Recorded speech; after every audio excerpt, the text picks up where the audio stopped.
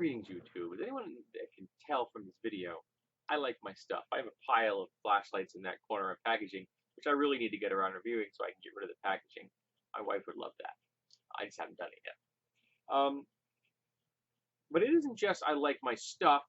I actually prefer possessions to experiential events. For example, going to concerts.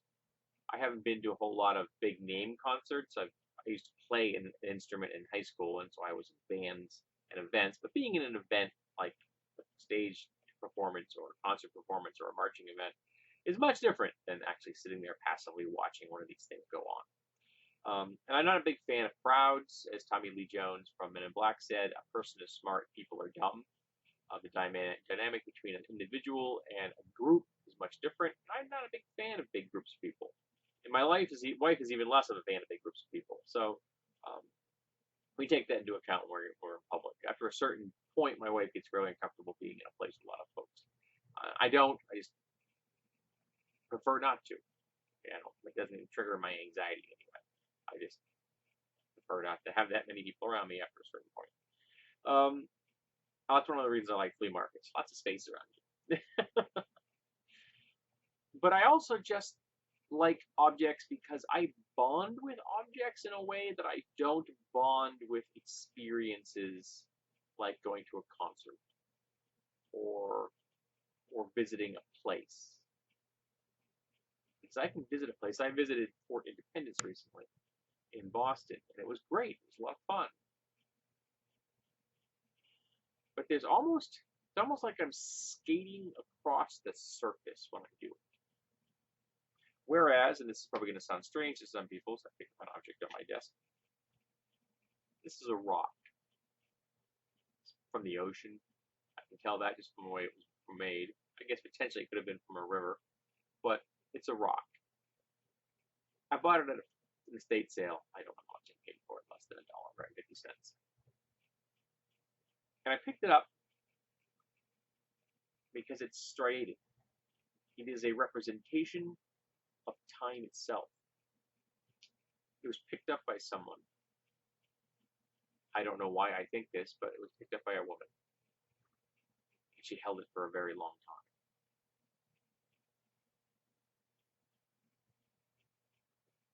And I do too. I pick it up and I hold it frequently. I like the physicality of it, the weight in my hand, the shape, its texture.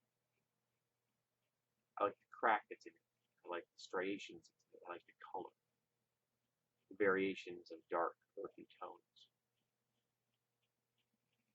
It's a thing that's meaningless to most people. If this building were to burn down, no one would ever find this again. No one would care. They would think it was part of the rubble. When I finally pass, my wife will probably not keep this. She will probably give it away, just dispose of it. That's the purview. I won't be here. But I bond with objects in a way that I don't with experiences.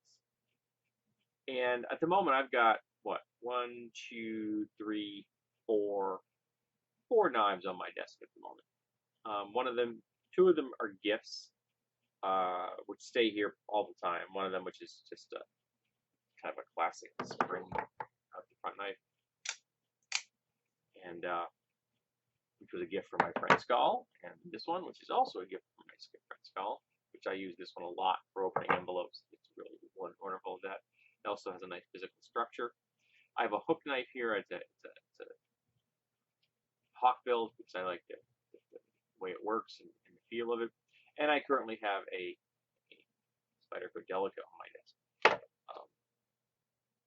But there's a spot in the middle of my desk which currently has nothing in it.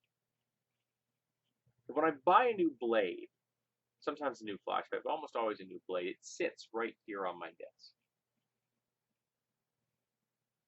And I play with it.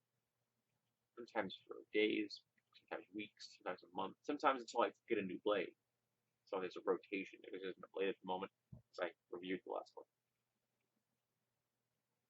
And I play with it until it's mine. Until it becomes part of me. until I connect with that object with an imprint upon it. It imprints upon myself. Now, I'm an animist. I believe that everything has a spiritual essence to it. Even this rock, even these knives. They become part of me, I become part of them. And that is something I do not get when I have an experience like going somewhere, to a concert, or to a historical site. Even though it's fun, even the journey itself can be enjoyable, even the day that I spend there can be fun, the memories I take from it, the footage I bring back, it's not the same as picking up an object. Now I have another rock on my desk, this one right here, and I call it my perfect pebble, because it's, at least to the human eye, at least my human eye, a perfect oval in every direction. And it's very smooth. It's not as smooth as that one actually, but I think it's a different type of stone. I can tell you, that's sedimentary. I think this is a different crystalline structure. I'm not positive. I don't know my stones that well. I really admit that. But I love the look. I love the feel of it. And every time I go to the ocean, I bring home a stone.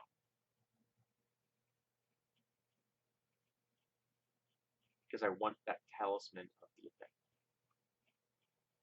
Because this, even though I can't tell you what day it was, even though I can't necessarily say, I went there for a reason. I was there with my wife. I walked on the ocean. I watched dogs and kids and people. I looked at the waves.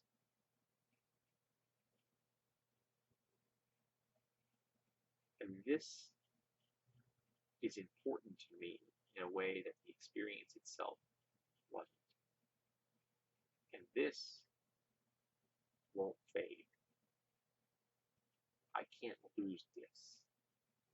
I mean, physically I can lose it, but I mean, the point is that it won't slip out of my mind. Even if I were to lose my cognitive functions that would allow me to keep that memory in my head, I could still have this stone. I would still know it meant something at some point in my past. So for me, the object is more important than the experience. So I'm asking you folks, which do you prefer? Do you like possessions? Do you like experience?